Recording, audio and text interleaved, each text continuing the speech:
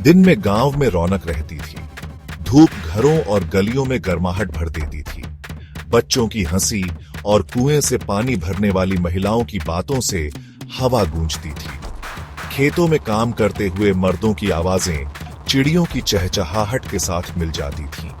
कितना शांत, बिल्कुल एक परफेक्ट पिक्चर। लेकिन जैसे ही सूरज ढलने लगा, गांव पर एक अजीब सी खामोशी छा गई। हंसी खुशी गायब हो गई।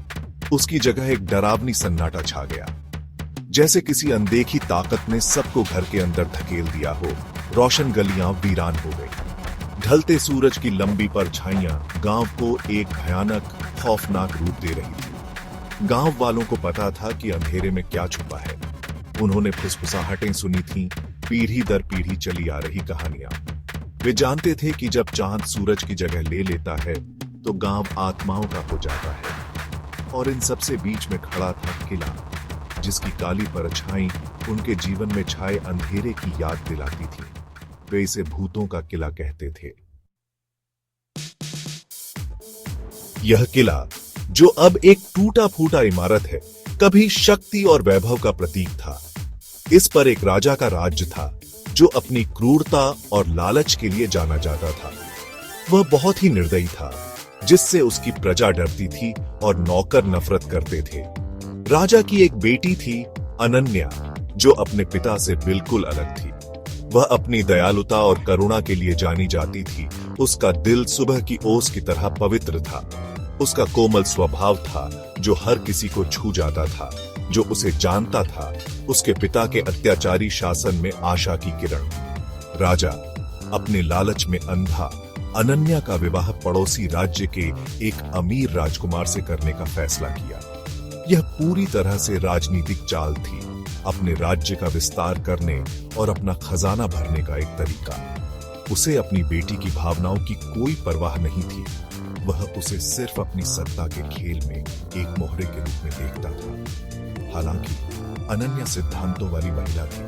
उसने एक वस्तु की तरह अपने पिता की राजनीतिक चालों में एक सौदेबाजी की चिप के रूप में व्यवहार किए जाने से इनकार कर दिया। उसने अपने पिता की अवज्ञा करने की हिम्मत की, तयशुदा विवाह को ठुकरा दिया। उसे प्यार मिल गया था, एक अनोखी और अनमोल चीज, गांव के एक युवा विद्वान के साथ। राजा अपनी बेटी की अवज्ञा से क्रोधित होकर गुस्से से आग बबूला हो गया। उसकी नजर में उसने सबसे बड़ा विश्वासघात किया था। उसने उसे किले के एक दूर के कमरे में बंद करने का आदेश दिया। आजादी के लिए उसकी चीखें खाली गलियारों में गूंज रही थीं। दिन हफ्तों में बदल गए, हफ्ते महीनों में और महीने सालों में। फिर भी अनन्या कैद रही। उसकी आत्मा धीरे धीरे उसके कारावास के बोझ तले दब गई। विद्वान दिल टूटा हुआ और निराश उसे आजाद कराने की कोशिश करता रहा, लेकिन राजा के पहरेदार बेरहम थे। उसे पकड़ लिया गया और मार डाला गया। दया की उसकी याचना अनसुनी कर दी गई। अनन्या दुख और निराशा से घिरी अंततः अपनी जेल की ठंडी, बेरहम दीवारों के भीतर मर गई। हालांकि उसकी मृत्यु अंत नहीं थी। उसकी आत्मा शांति न पा सकने के कारण किले के भीतर फंसी रही, हमेशा के लिए अपनी पीड़ा की जगह से बंध गई। राजा अपराध बोध और अपनी बेटी की यादों से प्रेतवाधित अंततः अपना दिमाग खो बैठा। वह किले के हॉल में भटकता रहा, अपने पूर्व स्व का एक खो, जब तक कि अंततः मौत ने उसे अपने आगोश में नहीं ले लिया। चौथा भाग, किले की कहानी। जैसे जैसे साल बीतते गए, किला जर्जर होता गया। इसकी कभी भव्य दीवारें अब ढह रही थीं और जंगली घास से भर गई थीं। अनन्या के दुखद भाग्य को याद करते हुए गांव वाले अजीब घटनाओं के बारे में फुसफुसाने लगे। वे रात में किले से गूंजने वाली भयानक चीखों, चांदनी में चलती परछाइयों और एक ठंडी, अनदेखी मौजूदगी के बारे में बात करते थे, जिससे उनकी रीढ़ की हड्डी में कंपकंपी दौड़ जाती थी। भूतों का किला की कहानी पैदा हुई। कहा जाता था कि अनन्या की आत्मा, जिसे शांति नहीं मिली, रात में किले में घूमती थी।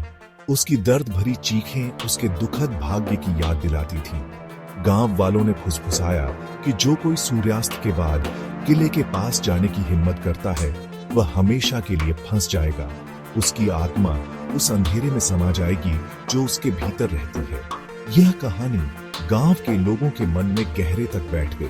एक भयानक कहानी जो पीढ़ी दर पीढ़ी चली आ रही है। यह एक चेतावनी के रूप में कार्य करती थी। उनके रोजमर्रा के जीवन के किनारे पर छिपे अंधेरे की निरंतर याद दिलाती थी।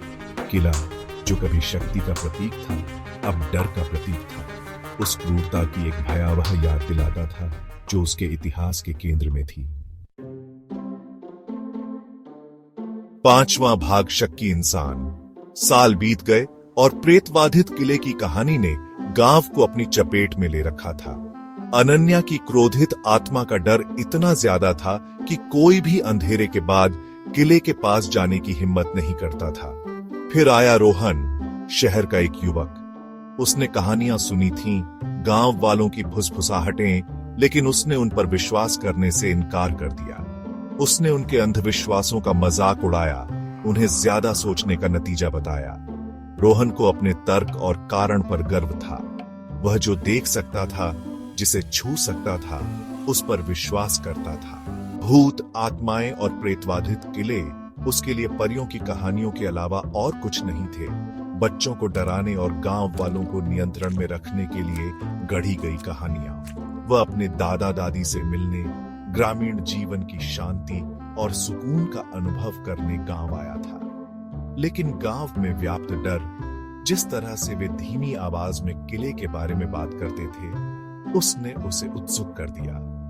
उसने इसे एक चुनौती के रूप में देखा, यह साबित करने का मौका कि उनका डर निराधार है। 6ठा भाग एक बहादुर फैसला। रोहन के दादा दादी अन्य गांव वालों की तरह उससे किले से दूर रहने की विनती करते थे। उन्होंने उसे वे कहानियां सुनाई जो उन्होंने बचपन से सुनी थीं। उनकी आवाजें डर से कांप रही थीं। उन्होंने उसे चेतावनी दी कि कुछ चीजों को अछूता छोड़ देना ही बेहतर होता है, कुछ दरवाजे खोलने के लिए नहीं होते हैं। लेकिन रोहन ने सुनने से इनकार कर दिया। उसने उनके डर को कमजोरी, उनके विश्वासों को केवल अंधविश्वास के रूप में देखा। वह उन्हें गलत साबित करने के लिए दृढ़ था, प्रेतबाधित किले की कहानी का असली रूप उजागर करने के लिए।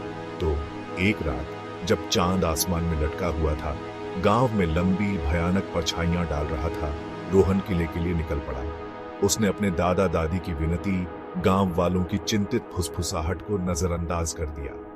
वह किले में रात बिताने, अनन्या के भूत का सामना करने और यह साबित करने के लिए दृढ़ था कि उनका डर उनकी कल्पना की उपज से ज्यादा कुछ नहीं है।